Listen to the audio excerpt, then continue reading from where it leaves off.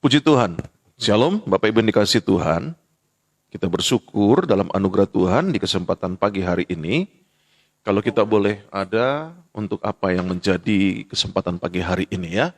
Saya bersyukur bersama dengan Bapak Ibu Saudara ya. Dalam kesempatan setiap paginya bisa bersama dengan setiap Bapak Ibu Saudara yang ada. Puji Tuhan, haleluya. Nah, pagi hari ini saya mau menyapa dulu buat setiap Bapak Ibu Saudara ya. Untuk kesempatan hari ini ya, saya bisa boleh menyapa Bapak Ibu Saudara, itu adalah satu anugerah ya dalam kehidupan saya ya. Shalom, selamat pagi buat Ibu Neni Iriani. Shalom, apa kabar Ibu? Sehat selalu ya. Apa yang menjadi usaha hari ini, Tuhan Yesus memberkati ya. Buat setiap Bapak Ibu Saudara juga ya, yang ingin menikmati apa yang menjadi mie enak ya, mie enak jamur. Jamur dari Ibu Neni, itu luar biasa ya, bisa menghubungi Ibu Neni. Puji Tuhan. Pagi hari ini juga saya mau menyapa buat Ibu Natali. Shalom Ibu, apa kabar? Sehat selalu ya. Puji Tuhan. Haleluya ya. Kiranya apa yang menjadi berkat Tuhan memberkati Ibu bersama dengan suami dan juga putranya ya. Anak-anak yang ada Tuhan kiranya memberkati. Haleluya. Pagi hari ini juga saya mau menyapa buat Ibu Meti. Ibu Meti, selamat pagi. Tuhan Yesus memberkati ya. Sehat selalu di dalam kehidupan bersama dalam keluarga ya. Dan juga dalam pekerjaan yang ada. Puji Tuhan. Pagi hari ini juga saya mau menyapa buat Ibu Deti Nayawan ya. Shalom, selamat pagi Ibu. Sehat selalu ya. Tuhan Yesus memberkati. Haleluya ya. Bersama dengan keluarga dan juga apa menjadi usaha yang ada. Pagi hari ini juga saya mau menyapa buat Ibu Maria, yang ada di Kamboja ya. Ibu sehat selalu, Tuhan Yesus memberkati ya. Kiranya apa yang menjadi usaha juga diberkati Tuhan. Puji Tuhan ya. Pagi hari ini juga saya mau menyapa Pak Bobi. Shalom Pak, sehat selalu ya Pak ya. Bersama dengan Ibu Delima dan juga anak-anak yang ada ya.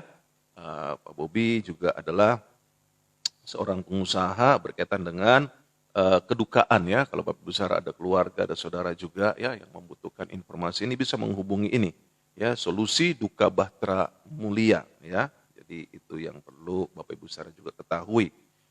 Lalu juga ada Ibu Alfi ya, Ibu Alfi. Shalom Ibu, selamat pagi. Tuhan Yesus memberkati ya, Ibu Alfi Pati ya. Puji Tuhan ya, selamat pagi. Juga dalam kesempatan pagi hari ini saya mau menyapa Ibu Yulia Setiawan ya. Shalom, selamat pagi Ibu. Sehat selalu ya. Tuhan Yesus memberkati. Juga ada bere saya nih, Ibu Duma Huta Barat ya. Shalom, selamat pagi ya. Bere, sehat selalu ya. Tuhan Yesus memberkati. Juga pagi hari ini saya mau menyapa buat Ibu Hana Setiawan. Ibu, shalom, sehat selalu ya. Tuhan Yesus memberkati. Dan juga ada Pak Chandra ya, Pak Chandra, shalom, selamat pagi, Tuhan Yesus memberkati ya, sehat selalu, haleluya. Juga ada Ibu Rini Senduk ya, puji Tuhan. Bagaimana Manado ya, kiranya berkat Tuhan juga memberkati ya, Manado dan juga Ibu Rini Senduk bersama dengan keluarga pada hari ini ya, Tuhan Yesus memberkati, haleluya. Juga ada Ibu Noni Salmon ya, shalom, selamat pagi, Ibu sehat selalu ya. Tuhan Yesus memberkati ya, keberadaan Ibu ya, masih di Jakarta atau sudah kembali ke Indonesia Timur ya. Tuhan memberkati, sehat selalu ya, dalam perjalanan maupun juga dalam aktivitas, Tuhan memberkati. Puji Tuhan. Pagi hari ini juga saya mau menyapa Ibu Teti Anggraini. Shalom Ibu, selamat pagi, Tuhan Yesus memberkati ya, sehat selalu. Doa saya menyertai dalam keluarga ya, suami dijamah Tuhan ya. Berkat Tuhan memberkati juga buat kesehatan anak juga yang ada ya. Puji Tuhan, haleluya. Puji Tuhan, pagi hari ini juga saya mau menyapa buat Ibu Dolin ya. Ibu Dolin, Bolimau ya. Dari Bali, puji Tuhan ya. Tuhan memberkati ya, puji Tuhan. Bali diberkati ya. Begitupun juga Ibu dan keluarga yang ada ya. Puji Tuhan, haleluya. Lalu juga dalam kesempatan pagi hari ini saya juga mau menyapa buat Ibu Marniuli Aritonang ya di Medan. Gimana Medan ya? Diberkati Tuhan ya Medan ya. Puji Tuhan, haleluya ya. Sehat selalu ya Ibu ya. Tuhan memberkati, haleluya. Juga ada Ibu Veronica Simanjuntak ya. Tuhan Yesus memberkati Ibu Vero dan keluarga yang ada ya. Puji Tuhan, haleluya. Juga ada Ibu Jentungka ya, Tangerang. Bagaimana Tangerang? Sehat selalu Ibu ya. Tangerang juga diberkati Tuhan. Haleluya ya. Puji Tuhan. Juga ada hambanya Pak Ong ya, puji Tuhan. Ini Pak Ong di Mangga 2. Mangga 2 ya. Tuhan memberkati ya Pak, sehat selalu ya. Dan tangan Bapak sehat ya, sembuh ya oleh kuasa bilu darah Tuhan Yesus. Puji Tuhan. Haleluya ya. Bersama dengan Ibu Jelina, bersama dengan anak mantu, cucu, semuanya diberkati Tuhan. Juga pagi hari ini saya mau menyapa Ibu Marta Jami, ya. Shalom, selamat pagi Ibu, ya, sehat selalu, Tuhan memberkati ya, bersama dengan keluarga, ya, dan juga anak mantu semuanya, cucu semuanya diberkati Tuhan, ya. Juga ada Ibu Happy Martin, ya. Shalom, selamat pagi Ibu, sehat selalu ya, Tuhan Yesus memberkati. Juga ada Ibu Feni Fen, ya, puji Tuhan. Shalom, selamat pagi Ibu, sehat selalu, ya. Juga dalam kesempatan ini ada Ibu Sumiatun. Ibu, shalom, selamat pagi, apa kabar? Sehat selalu ya, bersama dengan anak, mantu, cucu, ya, suami, Tuhan berkati. Juga ada Ibu Yeniet, ya, shalom, selamat pagi Ibu, Tuhan Yesus memberkati. Juga pagi hari ini ada Ibu Sulina Salim, shalom Ibu, selamat pagi, sehat selalu, Tuhan memberkati. Juga ada Ibu Nunur Magid, ya, shalom, selamat pagi Ibu, sehat selalu, Tuhan Yesus memberkati, ya. Juga ada Ibu Lydia Agnes, ya, Tuhan juga memberkati, sehat selalu, ya. Apa yang menjadi usaha hari ini pun juga diberkati Tuhan, ya. Ibu Lydia Agnes juga punya usaha, ya. Bapak Ibu Saudara bisa menghubungi untuk hal-hal yang berkaitan dengan bagian perut pokoknya untuk urusan makan ya. Ini banyak di sini pengusaha-pengusaha makanan ya. Juga pagi hari ini saya mau menyapa buat Oma Silvilusi ya. Shalom Oma, sehat selalu ya. Tuhan memberkati bersama dengan anak-anak mantu, cucu semuanya diberkati. Opa juga Tuhan berkati ya. Puji Tuhan. Juga pagi hari ini saya mau menyapa Bapak Eli. Bapak Eli, shalom selamat pagi. Doa saya menyertai buat Ibu Nike ya Pak ya. Sehat selalu ya. Tuhan memberkati, puji Tuhan, haleluya ya. Juga pagi hari ini saya mau menyapa selanjutnya Pak Resors ya. Shalom Pak, sehat selalu, Tuhan Yesus memberkati ya.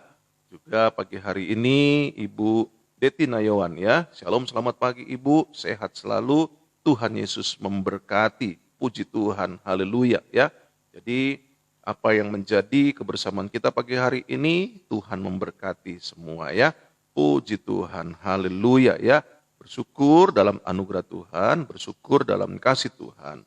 Untuk apa yang menjadi kebersamaan kita setiap pagi ya. Saya bersyukur boleh menyapa setiap Bapak Ibu Saudara yang ada ya. Puji Tuhan, nanti sehabis ini saya akan kembali menyapa buat setiap Bapak Ibu Saudara yang ada ya. Haleluya ya.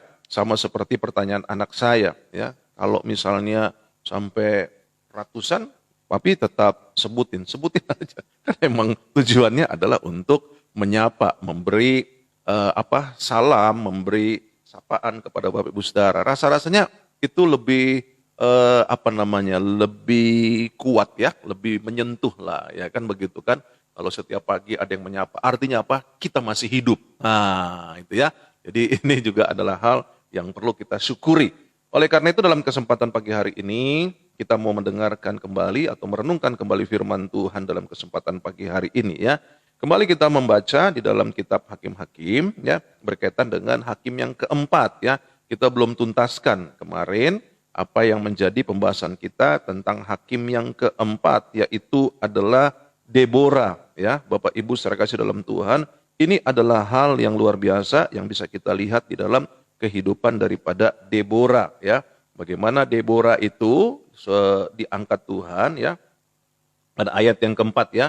Untuk Bapak Ibu Saudara yang baru bergabung di dalam program Ajaib Sabdanya pagi ini, kemarin kita sudah membahas tentang, di bulan April ini kita membahas tentang hakim-hakim. Ya, baik dari hakim yang pertama kali diangkat Tuhan itu adalah hakim Otniel ya. Lalu juga hakim yang kedua adalah Ehud. Lalu hakim yang ketiga itu adalah Samgar. Lalu hakim yang keempat itu adalah Deborah ya. Nah ini jadi kalau ada anak kita bertanya tentang hakim-hakim kita tahu. Bahkan kita tahu urutan-urutannya ya. Nah kita mau belajar Alkitab itu secara teratur. Jadi kita bisa lihat mana yang perlu kita ambil bagian di dalam kebenaran firman Tuhan ini sebagai teladan yang baik yang harus kita lakukan. Lalu kita melihat hal-hal mana yang menjadi yang bertentangan dengan firman Allah dan kita menolak itu, kita jangan lakukan, ya kan? Dan kita belajar dari cara kerja Allah. Bagaimana Allah itu sesungguhnya sangat-sangat mengasihi. Saya berharap ketika kita belajar firman Tuhan ini, kita semakin melihat betapa sesungguhnya Tuhan itu dahsyat luar biasa di dalam kasih-Nya. Bukan hanya dalam kuasanya ya, tetapi dalam kasih-Nya. Bayangin model orang Israel yang kepala batu seperti ini ya kan. Tetapi Tuhan tidak pernah lelah untuk apa yang menjadi kasih-Nya, untuk menyatakan keselamatan bagi manusia, di mana dalam kesempatan kemudian akhirnya kita tahu sebagaimana kita hidup di dalam generasi kita ini, di dalam era kita ini, bahkan dalam sebelumnya, bahwa Yesus sudah mati untuk kita, ya, dan kita belajar bagaimana cara kerja Allah untuk menyelamatkan manusia, ya, dari urutan-urutan yang ada. Nah, kita melihat di sini dikatakan bahwa pada waktu itu dalam ayat yang keempat, Hakim-Hakim yang keempat, kita sudah membacanya dalam kesempatan sebelumnya. Pada waktu itu Deborah seorang nabiah, istri Lapidot, memerintah sebagai hakim atas orang Israel. Ya, kemarin saya sudah jelaskan berkaitan dengan apa yang menjadi keberadaan atau kehebatan daripada Deborah. Yang pertama, Deborah kita sudah melihat itu di dalam Hakim-Hakim pasal yang kelima pada ayat yang ketujuh, ya. Kita pelajari di sini Hakim-Hakim pasal yang kelima pada ayat yang ketujuh dikatakan demikian. Penduduk pedusunan diam-diam saja di Israel. Ya, mereka diam-diam sampai engkau bangkit. Deborah bangkit sebagai ibu di Israel. Bayangkan dalam apa yang menjadi keberadaan daripada hal-hal yang terjadi dalam pasal yang keempat, bagaimana kita tahu Sisera terus menekan selama 12 tahun orang-orang Israel ada di dalam perbudakan, ya, dan kita lihat apa yang terjadi, maka terjadilah kebangkitan di mana Allah dalam kasih-Nya kepada umat-Nya, umat pilihan-Nya, atau lebih tepatnya Allah berpihak kepada firman-Nya, Allah berpihak kepada janji-Nya, bahwa melalui keturunan yang ada dalam nenek moyang mereka sebelumnya, bahkan melalui Musa dikatakan bahwa dia akan membawa keluar mereka dari tanah perbudakan menuju ke tanah perjanjian. Dan apa yang terjadi kita lihat dalam perjalanannya, begitu kepala batunya sampai pun mereka di tanah perjanjian, di tanah Kanaan, mereka tetap melakukan hal-hal yang menyakiti hati Tuhan. Tetapi di sini kita bisa melihat, walaupun demikian Tuhan tetap dalam kasih-Nya, dalam cara kerjanya Tuhan, Dia tetap mau menyelamatkan umat-Nya. Apa yang menjadi tujuan Allah sesungguhnya, bukan hanya Allah mau menyelamatkan bangsa Israel di masa itu, tetapi juga Allah ingin menyelamatkan kita sebagai Israel rohani di akhir zaman. Itu sebabnya apa yang menjadi perjalanan Alkitab dalam kitab perjanjian lama ini, bahkan kita sudah sampai pada kitab Hakim-Hakim ini untuk mendorong, mengingatkan kepada Bapak Ibu Saudara, melihat betapa baiknya Tuhan, betapa kasih-Nya Tuhan, sehingga kita tidak menjadi orang Kristen yang cengeng, sehingga kita tidak jadi orang Kristen yang mengeluh, sehingga kita tidak menjadi orang Kristen yang gampang putus asa, seolah-olah kita tidak melihat tangan Tuhan yang besar, tangan Tuhan yang berkuasa, tangan Tuhan yang tidak terbatas itu akan kedahsyatannya. Ini yang perlu untuk kita pahami. Jadi itulah tujuannya kita belajar di dalam program Ajaib Sabdanya ini, untuk melihat betapa ajaibnya firman Allah, betapa luar biasanya firman Allah apabila kita dapat mengerti dan memahaminya. Itu sebabnya kalau kita hanya melihat di dalam apa yang menjadi kesukaan dalam diri kita, kita hanya berfokus kepada manusianya, kepada siapa yang memberitakan firman Tuhannya, ini yang akan menjadi hambatan dalam kehidupan kita. Buat saya, siapa saja yang menyampaikan firman Allah, mari kita mulai melihatnya secara kasih Allah. Betapa besarnya kasih Allah kepada saya dan Bapak Ibu Saudara, betapa besarnya cinta Allah kepada saya dan Bapak Ibu Saudara, sehingga kalau kita mengerti bahwa Allah mengasihi kita, kenapa kita tidak mengupayakan bagaimana hidup kita mengasihi Allah, bagaimana kita mencintai Allah. Tetapi persoalannya tidak hanya sampai di situ. Kita selalu mengupayakan, Tuhan kasih saya apa? Tuhan tolong saya dong, Tuhan sembuhkan saya dong, Tuhan berkati saya dong. Sehingga akhirnya kita hanya sampai di situ-situ saja, berputar-putar itu saja, seperti orang-orang Israel yang selalu berkata bahwa Tuhan bawa saya ini supaya mati di tanah padang gurun. Emangnya nggak ada tempat lagi, nggak ada kuburan lagi di tanah Mesir? Kok kita mati kelaparan dan sebagainya? Ini yang saya bilang, mentality ini sudah kita pelajari dalam episode sebelumnya. Ada mentality iman Orang Israel yang juga gambaran kita sebagai Israel rohani yang hidupnya di dalam apa? Tanah perbudakan. Iya kan? Lalu selanjutnya mentalitas selanjutnya apa? Di tanah padang gurun gitu loh. Mengeluh terus. Nggak ada gitu sesuatu yang aku begitu sangat kagum akan kasih Tuhan. Aku begitu sangat cinta kepada Tuhan ya. Setiap kali kita bangun pagi lalu kita melihat, wow, saya masih diberikan nafas hidup oleh Tuhan. Berarti saatnya lah saya kembali memuji Tuhan, memuliakan Tuhan, meninggikan Tuhan. Itu yang harusnya menjadi dorongan awal hidup kita gitu loh. Sehingga kita tidak langsung berpikir, aduh susah ya hari ini, aduh gimana ya hari kemarin belum selesai lagi hutang saya, aduh gimana ya hari kemarin belum selesai urusan saya, aduh gimana ya kemarin saya udah, itu nggak lama sampai siang kita udah mati. Bikin susah aja. Hidup itu harus bangun dengan ucapan syukur. Hidup itu bangun dengan semangat dan tekad. Itu sebabnya saya mendorong Bapak Ibu Saudara untuk melihat firman Allah gitu loh. Sehingga di dalamnya kita tidak jadi orang-orang yang cengeng. Nah ini yang terjadi sama Deborah pada saat itu. Nggak ada yang mau bangkit. Nggak ada yang mau tampil. Laki-laki nggak ada. Ini hebatnya. Sampai akhirnya ketika Tuhan melihat tidak ada yang mau bangkit untuk memimpin bangsa Israel. Untuk mengadakan perlawanan kepada Sisera. Ya. Apa yang terjadi? Allah angkat itu yang namanya Deborah, seorang wanita loh. Nggak lazim, nggak umum. Tapi itu yang saya mau bilang cara kerja Tuhan. Cara kerja Tuhan itu kadangkala tidak seperti apa yang kita pikirkan. Istilahnya kalau kau tidak mau, nggak apa-apa Tuhan bisa pakai yang lain kok. Itu kan yang dikatakan oleh Mordekai kepada Esther. Kalau kamu nggak mau menyelamatkan bangsa Israel, ketika engkau tidak mau menghadap kepada raja, Tuhan bisa pakai kok yang lain. Itu dia, makanya kalau kita mengerti tentang kondisi ini, kita nggak jadi orang yang sombong, kita nggak jadi orang yang lupa diri. Iya kan? Kenapa? Karena kita tahu Tuhan dengan segala caranya dapat melakukan segala sesuatunya kok. Walaupun orang-orang laki-laki Israel pada waktu itu nggak ada yang mau untuk memimpin, Tuhan bisa pakai seorang wanita kok. Tuhan bisa pakai Deborah kok. Ini juga yang perlu saya ingatkan buat setiap kita sebagai laki-laki, sebagai suami. Kalau engkau tidak bisa memimpin rumah tanggamu, Tuhan bisa pakai istrimu kok untuk memimpin rumah tanggamu. Betul. Oleh karena itu dalam kesempatan pagi hari ini mari kita mulai sadar gitu loh. Dalam kesadaran kita yang benar, yang sesuai dengan firman Allah. Ini hal yang luar biasa. Tuhan bisa pakai Deborah seorang nabi yang mungkin dalam konsep berpikirnya adalah seorang nabi yang hanya menyampaikan nubuat-nubuat Allah. Tetapi kita tahu ketika dia diangkat menjadi hakim, sebagaimana pembahasan kita pada episode sebelumnya. Saya katakan, apa sih hakim itu? Hakim itu adalah panglima militer. Coba perhatikan, semua yang diangkat sebagai hakim kita adalah panglima militer. Bayangkan Tuhan tidak kekurangan akal, Tuhan tidak kekurangan alat, Tuhan tidak kekurangan bentuk dan sebagainya untuk melakukan sesuatu sebagai pertolongannya, sebagai mujizatnya. Untuk apa? Menyelamatkan bangsa Israel dan kita, saya dan Bapak Ibu Saudara sampai hari ini. Dengan kematian Kristus di atas kayu salib, itu kan tujuan Allah. Menebus setiap dosa dan kesalahan kita, menebus setiap kebodohan dan juga apa yang menjadi keangkuhan hidup kita, menebus setiap apa yang menjadi kekurangan-kekurangan hidup kita. Ini perlu kita pahami, supaya di akhir zaman ini, sebagaimana Alkitab berkata bahwa banyak yang dipanggil, sedikit yang terpilih. Kenapa? Karena hanya berfokus kepada kehidupannya saja. Sehingga dia lupa untuk mengasihi Tuhan. Coba kita renungkan setiap bangun pagi. Coba setiap bangun pagi. Pernahkah kita begitu buka mata dan berkata, terima kasih Tuhan, kami bersyukur betapa baiknya Tuhan.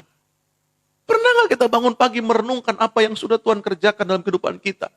Pernah nggak kita berpikir ketika kita bangun pagi lalu mengingat banyak hal yang diluputkan Tuhan atas segala kecelakaan, atas setiap pencobaan, atas setiap bahaya-bahaya dalam kehidupan kita. Sehingga waktu kita masih hidup dan bangun, kita berkata terima kasih Tuhan. Sederhana deh. Saudara pernah nggak mengerti bahwa yang namanya kematian itu selalu kita lewati? Di mana? Waktu tidur. Siapa yang tahu? Waktu kita tidur itu adalah sesungguhnya kita sedang melewati kematian. Tetapi dalam anugerah Tuhan kita boleh dibangkitkan atau kita boleh bangun. Itu adalah kesempatan hidup untuk apa? Memuliakan Tuhan. Jadi jangan berpikir kalau bangun pagi lalu mulai sakit kepala. Aduh kepala sakit, aduh perut sakit. Ya kan begitu. Bangun pagi mengeluh terus. Nggak ada yang nggak disebutin sebagai bentuk sakitnya. Aduh, punggung sakit, aduh pinggang sakit, aduh kaki pegel, ya kan begitu. Saking tiap harinya sampai nggak tahu mana kepala, mana perut. Aduh, perut mules nih, kepala pusing, ya kan? Dia pegang perut, dia bilang kepala pusing. Dia pegang kepala, dia bilang perut mual. Ini yang harus kita rubah dalam konsep hidup kita sebagai orang percaya di akhir zaman ini. Ngomong-ngomong, waktu saya ikut lagi jalan ya di Jumat Agung ya, kita juga berdoa buat buat NTT, saudara-saudara kita yang ada di Kupang. Tuhan tolong ya. Saya sempat saya share itu di grup pendeta-pendeta ya. Waktu jam 3 lewat 34 menit kurang lebih lah, 24 menit. Saya kaget gitu waktu saya jalan, saya lihat cuaca, itu Jumat Agung, itu cerah banget, terang ya, mataharinya itu jelas banget. Saya foto, saya rekam, lalu saya bilang sama istri saya, seumur hidup saya selama Jumat Agung, baru ini loh saya lihat matahari cerah banget gitu. Lalu saya bilang begini, kayaknya ada pergeseran alam nih. Saya bilang seperti itu. Saya belum tahu kalau rupanya ada peristiwa di NTT.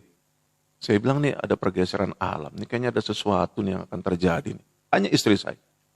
Begitu saya dengar peristiwa itu, saya bilang, saya gak dengan gambar emotikonnya yang menangis gitu. Saya takut nih ada sesuatu nih, kayaknya nggak lazim gitu. Dari kecil tuh ya, kalau namanya Jumat Agung saya akan keluar jam 3 sore saya lihat. Itu sepertinya dunia itu, sepertinya langit itu mendukung peristiwa di mana pada jam 3 itu Yesus berkata, Eloi Eloi lama sabachthani ya. Di situ dia melepaskan nyawanya. Nah itu yang saya kaget, begitu kok terang banget ya. Saya lihat jam 3 lewat 24. Saya bilang ini ada sesuatu nih, ini something nih, saya pikir begitu. Dan ya saya dengar seperti itu ya. Nah yang saya maksud di sini adalah keadaan dunia ini sedang berubah Bapak Ibu Saudara. Situasinya bisa terjadi sedemikian rupa. Siapa yang tahu, siapa yang menyangka. Dari sekian waktu yang ada belum pernah terjadi peristiwa yang ada di NTT seperti yang terjadi pada saat-saat ini. Dan mungkin itu bisa terjadi di mana saja, di Jakarta atau dimanapun saja. Saya tidak sedang bernubuat, tetapi itu yang saya mau katakan. Artinya apa? Milikilah kesiapan hidup. Apapun yang akan kita hadapi, waktu kita cinta Tuhan, waktu kita mengasihi Tuhan, waktu kita dekat dengan Tuhan, maka kita tidak akan gentar, kita tidak akan kalah dengan situasi kondisi yang ada. Betul. Loh memang itu pengenapan firman Allah kok. Segala sesuatunya akan menuju kepada kebinasaan.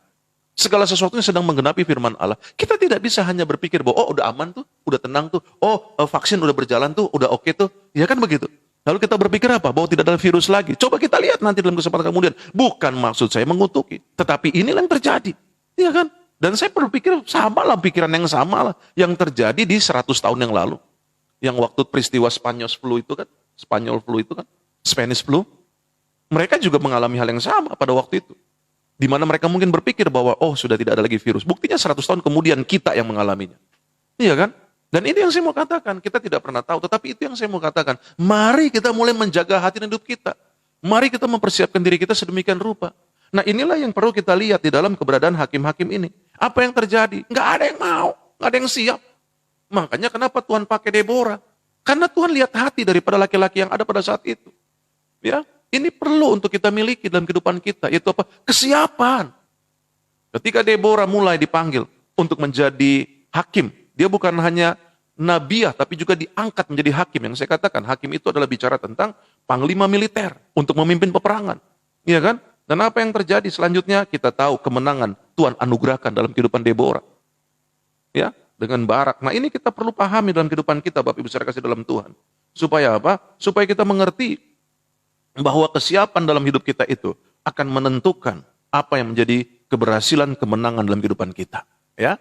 Nah selanjutnya bukan hanya dia diangkat sebagai hakim atas laki-laki Deborah ini. Kelebihan Deborah selanjutnya adalah apa? Kita bisa melihat bahwa di ayat yang ke-7 dari Hakim-Hakim 5 ini, dia diangkat atau dia disebut sebagai Ibu Israel. Ya, Bapak Ibu saudara kasih dalam Tuhan. Ini adalah hal yang juga menjadi teladan yang harus kita miliki dalam kehidupan kita. Khususnya buat wanita ya. Jadilah ibu dalam perananmu sebagai wanita, memiliki sifat keibuan ya. Jadi itu penting untuk kita miliki ya. Kalau saya selalu tanya, kalau perempuan itu saat memiliki satu sifat namanya apa yang tidak dimiliki oleh laki-laki, yang di dalam diri wanita, semua wanita memiliki sifat ini, namanya keibuan. Nah, itu harus dikembangkan ya. Nah, kalau bapak-bapak memiliki sifat apa?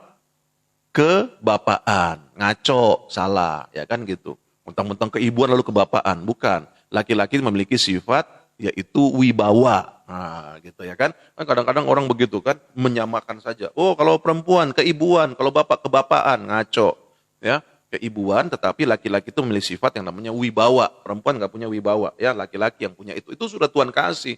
Makanya saya sudah jelaskan dalam episode sebelumnya bahwa ibu ketika marah-marahin anak dengan cara ibu sebagai bapak berperan seperti itu, makanya saya selalu ingatkan kepada setiap ibu yang single parent, ya. Kalau dia punya anak laki-laki, tolong cari omnya atau cari siapa keluarganya yang laki-laki. Kenapa? Untuk membangkitkan wibawa dari anak laki-lakimu. Ya, kalau engkau adalah seorang single parent. Kenapa? Karena itu akan membuat dia akhirnya tidak mengembangkan apa yang menjadi wibawanya di dalam karunia Allah sebagai gender laki-laki. Ya, jadi saya sarankan seperti itu. Omnya, pokoknya siapa yang ada laki-laki yang sudah lebih dewasa supaya apa? Supaya anak itu bisa tampil di dalam apa yang menjadi kewibawaannya. Ya, nah ini yang sifat kedua. Yang ketiga bisa kita lihat di situ bahwa apa yang menjadi keberadaan daripada Deborah, ya. Dalam Hakim-Hakim pasal yang keempat kita kembali membacanya, pada ayat yang kelima dikatakan apa? Ia biasa duduk di bawah pohon korma Deborah antara Rama dan Betel di pegunungan Efraim, dan orang Israel menghadap dia untuk berhakim kepadanya. Ia menyuruh memanggil Barak bin Abinoam dari Kedes di daerah Naftali, lalu berkata kepadanya, bukankah Tuhan Allah Israel memerintahkan demikian, majulah bergeraklah menuju Gunung Tabor dengan membawa 10.000 orang Bani Naftali dan Bani Zebulon bersama-sama dengan engkau. Bapak Ibu Saudara, kalau kita lihat dalam ayat yang kelima dan ayat yang keenam dalam Hakim-Hakim pasal yang keempat ini bicara tentang keberadaan daripada pribadi Deborah.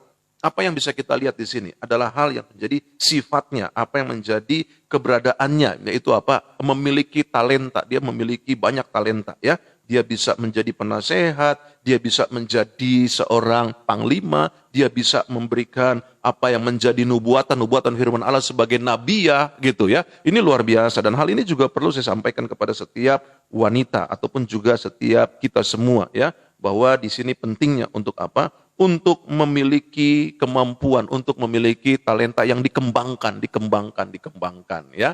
Nah, ini penting sekali Bapak Ibu Saudara. Saya jujur saja baru-baru ini saya mengembangkan apa yang bisa saya lakukan di dalamnya, ya kan. Saya coba meracik apa yang namanya minuman, ya kan.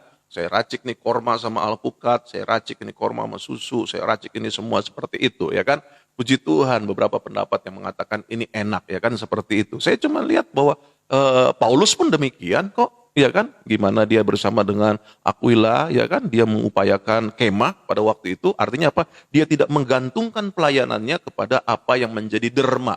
Dia tidak menggantungkan pelayanannya kepada apa yang menjadi sumbangan. Ya, dia tidak hanya menggantungkan kepada itu, tapi dia berusaha. Bagaimana melalui usahanya ini dia bisa melayani lebih luas lagi. Dia bisa melakukan segala sesuatunya. Nah, itu yang perlu. Jadi Bapak Ibu Saudara juga begitu, ya. Harus mengembangkan karunia, mengembangkan talenta yang ada dalam kehidupanmu, sehingga engkau akan melihat hal-hal dahsyat yang Tuhan kerjakan, bahkan banyak orang boleh diberkati. Haleluya, puji Tuhan. Nah, kita lihat sekarang apa sih yang menjadi rahasia sukses dalam kehidupan Deborah, ya. Nah, kita lihat di sini beberapa hal yang bisa kita perhatikan dalam Hakim-Hakim pasal yang kelima pada ayat yang ke-9 ya. Sebagaimana janji saya bahwa hari ini kita tuntaskan tentang Hakim Deborah ya. Nah, kita lihat sekarang, kita pelajari apa yang menjadi rahasianya ya, sehingga dia boleh melihat di mana kita bisa melihat hal yang luar biasa. Dalam Hakim-Hakim pasal yang kelima pada ayat yang ke-9 ya, apa yang dikatakan di situ. Nanti Bapak Ibu Saudara bisa membaca secara lengkap ya dalam pasal 4 maupun pasal 5 berkaitan dengan Deborah. Tetapi mengingat waktu yang ada, saya hanya akan mengutip apa yang menjadi ayat-ayat, atau saya menunjukkan ayat-ayat mana yang akan kita lihat dan kita pelajari. Di dalam Hakim-Hakim 5 ayat 9 dikatakan, hatiku tertuju kepada para panglima Israel, kepada mereka yang menawarkan dirinya dengan sukarela di antara bangsa itu, pujilah Tuhan. Ya, perhatikan di sini bahwa apa yang terjadi, di mana dikatakan Deborah, dikatakan ketika itu dia melihat di mana para panglima Israel ya, yang pada saat itu yang dia pimpin ya, bagaimana ia mulai melihat mereka dan mereka menawarkan dirinya dengan sukarela, ya kan, untuk apa? Untuk menjadi pemimpin. Tetapi lihat kembali di sini bahwa Tuhan melihat hal-hal demikian ya.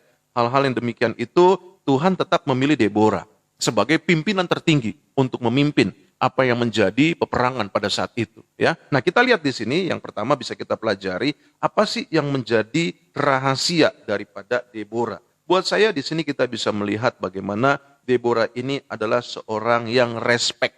Ya, walaupun dia dipilih tetapi dia tidak jadi sombong. Walaupun dia dipilih tetapi dia tidak menjadi orang yang lupa diri. Dia tetap memperhatikan apa yang menjadi tawaran-tawaran diri tersebut. Tetapi kan persoalannya bukan dia yang memutuskan.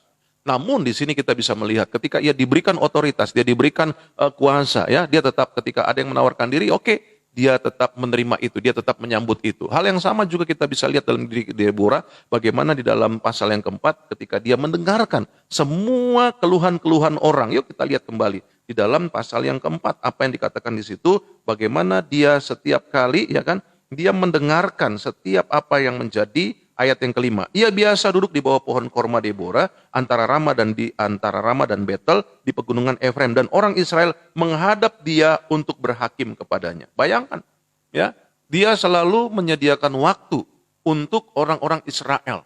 Nah, ini adalah hal yang luar biasa yang dimiliki oleh Deborah. Saya mau katakan, Bapak Ibu saudara kasih dalam Tuhan, pelajaran penting apa yang bisa kita pelajari sebagai rahasia sukses daripada Deborah? Respect. Orang kalau udah nggak respect dengan segala sesuatunya, maka apapun yang dia kerjakan tidak akan pernah berhasil. Betul. Dalam rumah tangganya, dalam keluarganya, kita sebagai suami kita tidak respect kepada istri kita sebagai ayah tidak respect kepada anak-anak kita sebagai istri tidak respect kepada suami kita tidak respect kepada anak-anak kita. Ya, buat saya akhirnya kita akan mengalami kegagalan. Sama dalam berusaha juga begitu. Kita ada respect nggak? Kita ada sesuatu nggak sebagai apa yang namanya kepedulian itu sendiri, gitu loh. Nah, kalau kita tidak memiliki hal-hal demikian, kita nggak akan pernah melihat sukses di dalamnya. Apalagi kalau kita tidak respect dengan kehidupan, ya. Loh, kenyataannya di mana waktu kita bangun pagi? Ada nggak respect kita? Kita bersyukur kepada Tuhan. Ada nggak respect kita untuk membaca Alkitab? Ada nggak respect kita untuk berdoa? Iya kan? Ini yang saya mau bilang. Kalau itu yang sudah tidak kita lakukan, buat saya kita hanya menunggu-nunggu waktu untuk kematian. Betul. Nggak ada lagi yang kita harapkan kok. Kalau kita hidup udah nggak respect. Kalau kita hidup udah nggak peduli. Betul. Kita hanya jadi orang yang egois. Dan itu yang akan dilakukan di dalam kehidupan di akhir zaman. Oleh manusia-manusia yang tidak mengerti firman Allah. Dan Alkitab sudah mengatakan dalam 2 Timotius pasal yang ketiga. Pada ayat yang kedua. Orang akan menjadi egois. Mementingkan dirinya sendiri. Nggak respect sama lain. Nggak respect lihat keadaan, nggak respect lihat lingkungan, nggak respect lihat rumah tangganya, nggak respect lihat segala sesuatunya. Apalagi mau bicara tentang respect kepada Tuhan yang tidak kelihatan. Ini penting, ya. Perhatikan dalam kehidupan Deborah, dia selalu respect kepada orang-orang yang datang kepadanya, dan dia respect juga kepada setiap panglima-panglima yang datang kepadanya. Ya, ini hal yang pertama, perlu untuk kita miliki dalam kehidupan kita, bagaimana kita bisa untuk dapat melakukan hal yang kita perlu lakukan. Pada Hakim-Hakim pasal yang kelima, ya, kalau Bapak Ibu saudara membaca di situ, bukan hanya itu saja, tetapi juga dia melampaui dari apa yang menjadi pengharapan orang. Begini loh, kalau kita mau melihat sukses, kalau kita mau lihat berhasil, Yesus sudah bilang kok, Yesus sudah katakan kok, kuncinya di mana? Waktu Tuhan bilang berkata, kalau ada orang menyuruh kamu berjalan 1 mil, kamu jalan 2 mil. Kalau ada orang minta baju kamu, kasih jubah kamu. Ini sebenarnya adalah satu rumusan hukum Allah yang akan menjadikan kita itu menjadi berhasil. Apa? Melampaui dari apa yang diharapkan. Kalau hidup kita melampaui dari apa yang kita harapkan, itu hal yang luar biasa. Loh, sama beberapa ayat Alkitab menceritakan tentang hal itu kok. Contoh, perempuan Sirofenesia ketika anaknya sakit. Iya kan? Dia bilang nggak pantas anjing makan roti. Betul kata dia. Betul Tuhan. Tetapi bukankah remah-remah yang bisa dimakan oleh anjing? Ini kan sesuatu hal yang melampaui dari apa yang diharapkan. Dia ditolak, dia tetap datang loh dengan segala kerendahan hati. Iya kan? Perwira Kapernaum, ketika dia mulai meminta supaya didoakan untuk hambanya, bukan keluarganya secara langsung, secara darah, anaknya atau istrinya, tetapi hambanya. Dia minta kepada Tuhan Yesus. Untuk apa? Untuk menyembuhkan hambanya tersebut. Lalu kata Tuhan Yesus, oke, saya akan datang. Enggak usah. Enggak usah, doa saja. Bilang saja untuk seperti itu. Dan itu yang melampaui dari apa yang diharapkan. Maksudnya gini, ini luar biasa loh. Dia yakin dan percaya. Kenapa? Karena sebagaimana dia katakan bahwa saya punya bawahan. Ketika saya suruh A, dia pasti lakukan A. Dan saya juga sebagai bawahan, di mana ada atasan saya. Kan seperti itu. Nah ini yang saya mau katakan, apa yang menjadi rahasia daripada Deborah. Melampaui dari apa yang menjadi permintaan atau permohonan dari harapan. Kalau saja kita melakukan hal yang demikian, ya kan? Itu adalah hal yang akan menjadikan kita berhasil. Betul. Inilah hal yang kedua yang bisa kita pelajari. Melampaui dari apa yang diminta, melampaui dari apa yang diharapkan. Bayangkan Bapak Ibu Saudara, kalau kita menjadi seorang istri, ya, suami kita mengharapkan seperti itu, tapi melampaui justru, wah itu, ibu nggak usah minta sesuatu. Suami akan berikan. Kenapa? Karena hal seperti itu yang dia terima. Sebaliknya pun demikian. Seorang suami, ya kan, ketika Bapak melakukan sesuatu yang melampaui dari harapan, artinya begini, Bapak ngomong aja, selamat pagi, ya kan seperti itu menjadi satu kerinduan hati istri misalnya, bangun pagi. Tetapi lebih daripada itu, Bapak bilang, I love you honey, ya kan, wah itu luar biasa, istri akan luar biasa. Bapak nggak usah ngomong, ma bikin kopi, istri udah bikin kopi, ya kan begitu. Nah ini yang saya mau katakan, bahwa sukses daripada Deborah bukan hanya ia respect, tetapi juga dia melampaui dari apa yang diharapkan, atau apa yang diminta, ya. Itu adalah hal yang menjadi keberhasilan. Selanjutnya apa? Bahwa yang dimiliki oleh Deborah selanjutnya sebagai rahasia yang dia alami, ya, atau yang kita bisa lihat di dalamnya, apa yang terjadi, kita lihat di dalam Hakim-Hakim pasal yang kelima pada ayat yang ke-13. Di sini kita akan melihatnya. Dalam ayat yang ke-13 kita membacanya, dikatakan apa di situ? Lalu turunlah para bangsawan yang terluput, umat Tuhan turun baginya sebagai pahlawan. Dari suku Efraim mereka datang ke lembah mengikuti engkau, ya suku Benyamin dengan laskarmu. Dari suku Mahir turunlah para panglima, dan dari suku Zebulon orang-orang pembawa tongkat pengerah. Juga para pemimpin suku Isakar menyertai Deborah, dan seperti Isakar demikian Naftali menyertai Barak. Mereka menyusul dia menyerbu masuk ke lembah, ya. Tetapi pihak pasukan-pasukan suku Ruben ada banyak pertimbangan. Mengapa engkau tinggal duduk di antara kandang-kandang sambil mendengarkan suruh pemanggil kawanan? Di pihak pasukan-pasukan suku Ruben ada banyak pertimbangan. Nah kita lihat di sini, ya. Setelah kemenangan yang ada, lalu puji-pujian, ya, nyanyian yang dinyanyikan oleh Deborah ini menceritakan tentang bagaimana kronologisnya, ya, bagaimana tentang hal yang terjadi dalam peperangan melawan pasukan Sisera yang ada, ya. Nah kita lihat di sini apa yang terjadi, bahwa hal yang luar biasa yang dimiliki dalam keberadaan daripada Deborah, ya, dia menyanyikan apa yang menjadi suku-suku yang ada, ya. Dia juga menyebutkan jasa-jasa dari mereka yang bergabung dengan pasukan yang dipimpin oleh Deborah. Tetapi juga dia menegur, ya. Dia menegur, ya, untuk mereka yang tidak ikut ambil bagian dalam peperangan tersebut, ya. Dengan kata lain ini membutuhkan apa? Membutuhkan keberanian. Namun dia tidak sedang menghakimi, namun dia menceritakan tentang kronologisnya, mengingatkan tentang hal apa yang sudah dilakukan dalam peristiwa peperangan tersebut. Yang saya mau sampaikan di sini adalah, ini adalah bicara tentang kematangan, kedewasaan yang dimiliki hati daripada Deborah. Kalau ada orang yang memang berjasa, dia sebutkan dia berjasa. Kalau ada orang yang memang tidak berjasa, oke, dia mungkin pada saat itu tidak mengerti apa yang dia tidak lakukan, ya kan? Dia tidak menghakimi. Tetapi juga di sisi lain, dia tidak mencoba menghilangkan jasa orang dalam hidupnya, dalam apa yang menjadi keberhasilan peperangan tersebut. Nah ini yang perlu untuk kita ingat dalam kehidupan kita. Orang yang matang dewasanya adalah orang yang selalu mengingat apa yang menjadi jasa orang. Tetapi dia tidak pusing dengan apa yang dia lakukan dalam kehidupannya kepada orang lain. Ya kan? Tetapi juga dia tidak akan pernah menghakimi apa yang menjadi ketidakberhasilan orang tersebut. Dia akan mencoba untuk membawa orang itu mengerti bahwa apa yang engkau tidak lakukan itu adalah sesuatu yang tidak tepat. Harusnya kamu lakukan begini, begini, begini. Nah itulah hal yang harus kita lakukan. Nah sama dalam hal kita juga menjadi seorang suami, menjadi seorang istri, menjadi seorang bapak, menjadi seorang ibu, kita harus memiliki kematangan kedewasaan. Ya, jangan jadi anak yang cengeng, jangan jadi kayak anak kecil gitu loh, ya kan? Karena ada orang yang yang nggak memihak kepada dirinya, ya kan? Lalu menceritakan tentang apa? Oh, saya udah buat ini, buat itu, kamu nggak tahu diri, saya sudah lakukan. Nah itu namanya ketidakmatangan kedewasaan. Itu namanya anak kecil. Anak kecil kan selalu begitu. Ingat-ingat dengan apa yang dilakukan. Ya kan? Aku udah nyuci piring, Mak. Aku udah nyuci itu, Pak. Aku udah lakukan ini, Pak. Kan begitu. Ya kan? Padahal itu adalah sebuah bagian kerjasama yang harusnya dilakukan secara bersama. Tetapi nggak begitu. Anak kecil akan selalu mengungkit-ngungkit. Anak kecil akan selalu mengingat-ingat apa yang sudah dilakukan dalam perilakunya. Tetapi orang yang memiliki kematangan kedewasaan, dia nggak akan pernah mengungkit-ungkit apa yang dia lakukan dalam kehidupannya. Dia hanya akan mengatakan bahwa orang ini berjasa. Orang ini pernah melakukan sesuatu jasa dalam kehidupan saya.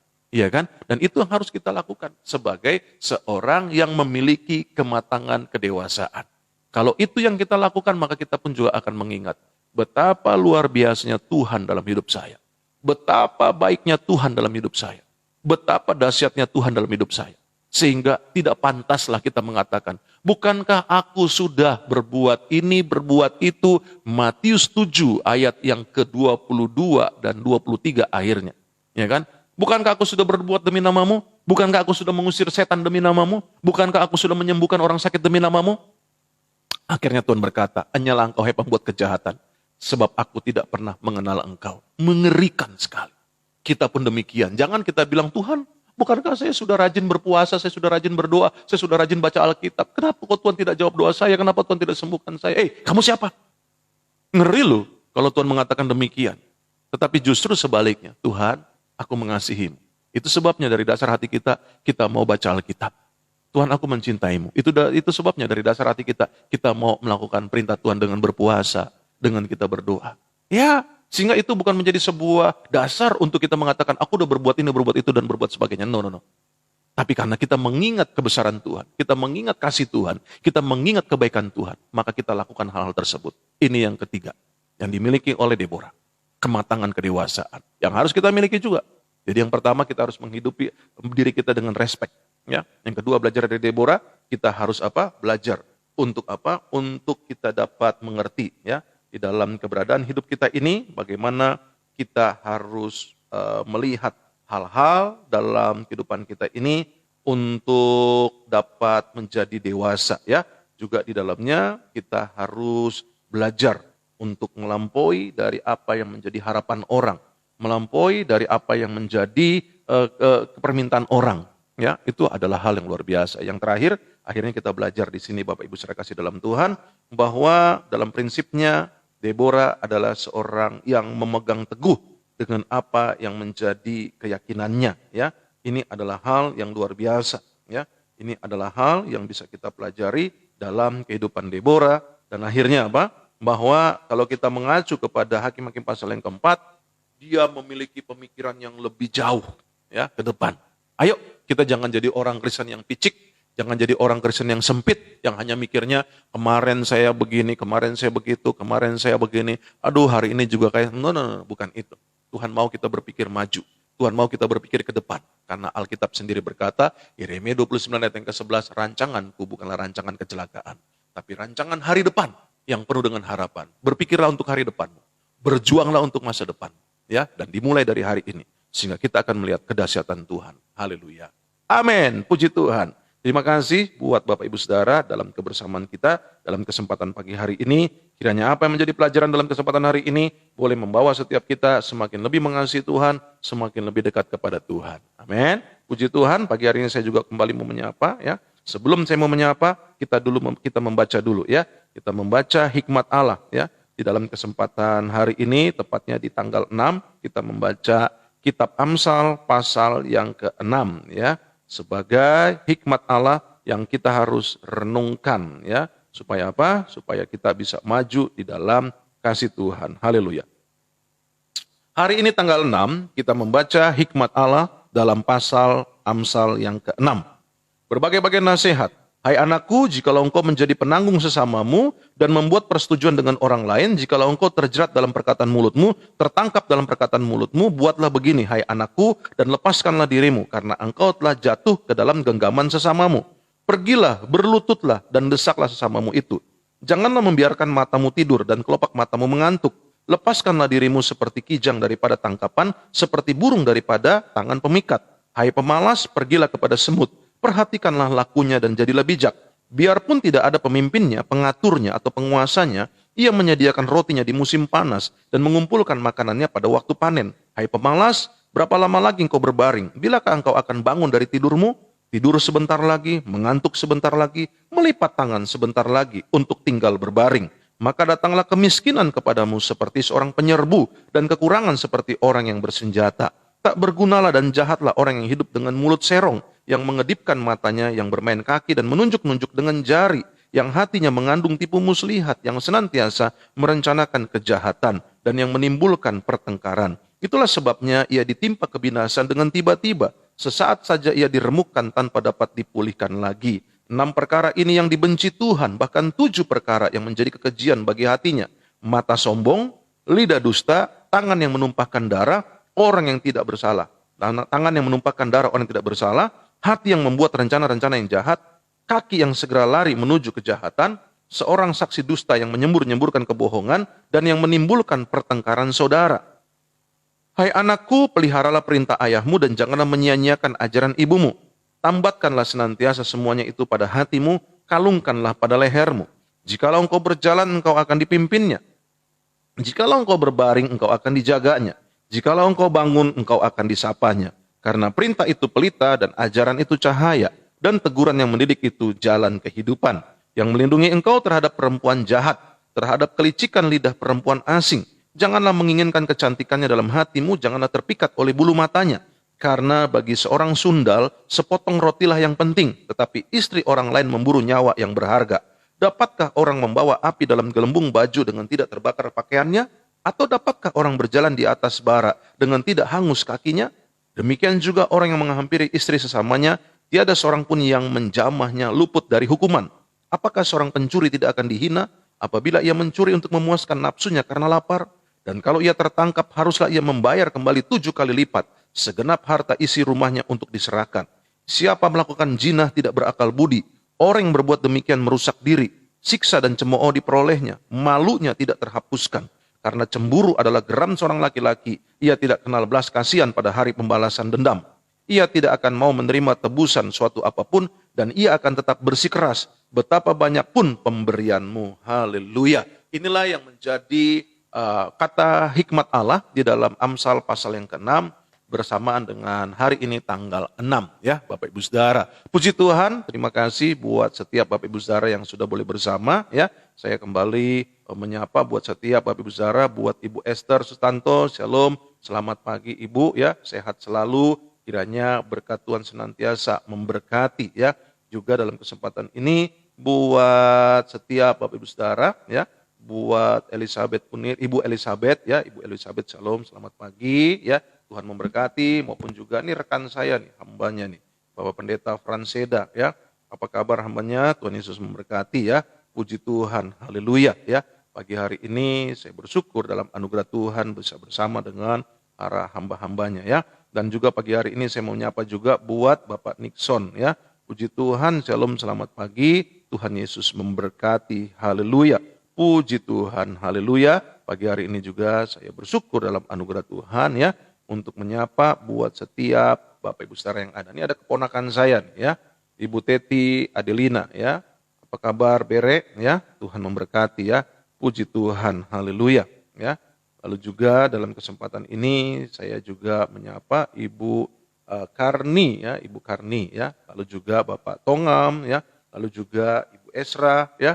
Lalu juga Ibu Rini ya, Ibu Riniwati ya. Semua saya menyapa dalam kesempatan pagi hari ini. Selamat pagi, Tuhan Yesus memberkati ya. Senang sekali bisa bersama dengan Bapak Ibu Saudara. Baik Bapak Ibu Saudara, kita berdoa mengakhiri kesempatan ajaib sabdanya pagi hari ini. Dan kita siap memasuki hari ini dengan keyakinan penuh bahwa hari ini hari berkat, hari mujizat, hari pertolongan Tuhan, hari di mana kita boleh mengalami apa yang menjadi berkat-berkat Tuhan yang ajaib. Kita berdoa. Bapak terima kasih buat anugerah-Mu di kesempatan pagi hari ini. Hamba berdoa memberkati setiap Bapak Ibu Saudara. Tuhan berkati dalam usaha, dalam dagang, dalam toko, maupun juga di dalam usaha mereka yang ada. Begitupun juga dalam pekerjaan Bapak Ibu Saudara yang ada. Tuhan kiranya memberkati. Kami juga berdoa hal-hal baik yang daripada Tuhan menjadi bagian dalam kehidupan setiap Bapak Ibu Saudara yang ada. Bahkan kami berdoa segala aktivitas, kegiatan apapun yang dilakukan dalam kehidupan mereka sepanjang hari ini, berkat Tuhan yang memberkati. Kami juga berdoa Tuhan kiranya juga memberkati dalam kehidupan keluarga rumah tangga mereka, bahkan kesehatan mereka dijaga Tuhan,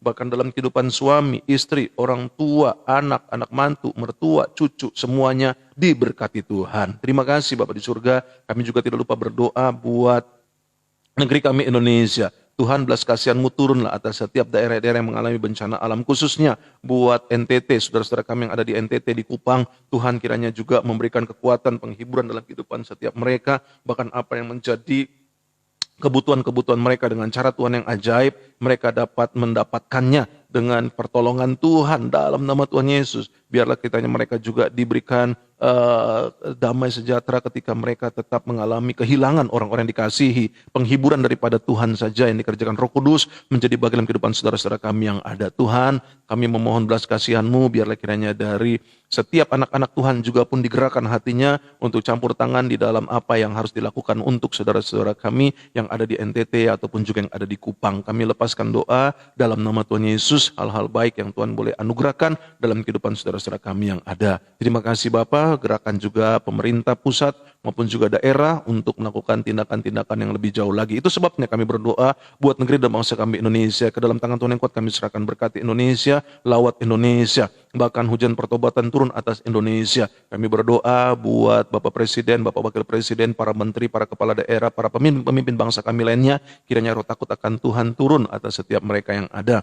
Bahkan hikmat daripada Tuhan menyertai dalam kehidupan mereka. Keamanan atas bangsa kami Indonesia pun ke dalam tangan Tuhan yang kuat kami serahkan. Berkati buat TNI, berkati buat Polri, berkati juga buat Panglima TNI maupun juga buat Kapolri yang ada. Tuhan, kami juga berdoa buat kesehatan bangsa kami Indonesia. Apa yang saat ini lakukan sebagai gerakan vaksin yang ada pun, Tuhan juga kiranya memberkati. Berkati para medis yang ada, dokter, perawat, suster maupun juga brother yang ada pun, Tuhan kiranya juga memberkati keluarga mereka dalam penjagaan Tuhan, dalam pertolongan Tuhan, dalam perlindungan Tuhan. Terima kasih Bapa di surga, kami imani hari ini hari berkat, hari mujizat, hari pertolongan Tuhan, hari di mana kami mengalami terobosan-terobosan yang luar biasa. Haleluya. Karena itu Bapak Ibu saudara dalam Tuhan, arahkan hatimu kepada Tuhan, terimalah berkat yang datang dari Allah Bapa, kasih anugerah dari Tuhan Yesus Kristus, penyertaan, penghiburan, pengurapan, persekutuan daripada Allah Roh Kudus turun atas kehidupanmu, atas kehidupan keluarga rumah tanggamu, atas kehidupan masa mudamu, masa tuamu, bahkan anak dan cucumu, bahkan turun atas kesehatanmu, turun atas apapun yang kau kerjakan dengan tanganmu senantiasa, menjadikannya berhasil dan beruntung. Mulai pagi hari ini sampai Maranatha Tuhan datang kembali untuk menjemput setiap kita yang percaya, mengasihi, mencintai, bahkan melayaninya. Haleluya. Mari kita sempurnakan doa kita sebagaimana Tuhan Yesus ajarkan doa ini dan kita naikkan doa ini secara bersama-sama. Haleluya. Bapa kami yang dalam kerajaan surga, dikuduskanlah namamu, datanglah kerajaanmu, jadilah kehendak-Mu di bumi seperti di surga. Berikanlah kami pada hari ini makanan kami yang secukupnya, dan ampunilah kami akan segala kesalahan kami, seperti kami juga mengampuni orang bersalah kepada kami. Dan janganlah membawa kami ke dalam pencobaan, tetapi lepaskanlah kami daripada yang jahat, karena Engkau yang punya kerajaan dan kuasa dan kemuliaan sampai selama-lamanya. Haleluya. Amen. Haleluya. Terima kasih buat Bapak Ibu saudara. Ingat, Yesus Kristus Tuhan. Yesus Kristus tetap Tuhan. Yesus Kristus selama-lamanya Tuhan. Hanya Tuhan Yesus Kristuslah satu-satunya jalan keselamatan untuk kita sampai dan masuk ke surga. Haleluya. Tuhan Yesus berkati, sukses menyertai Bapak Ibu saudara.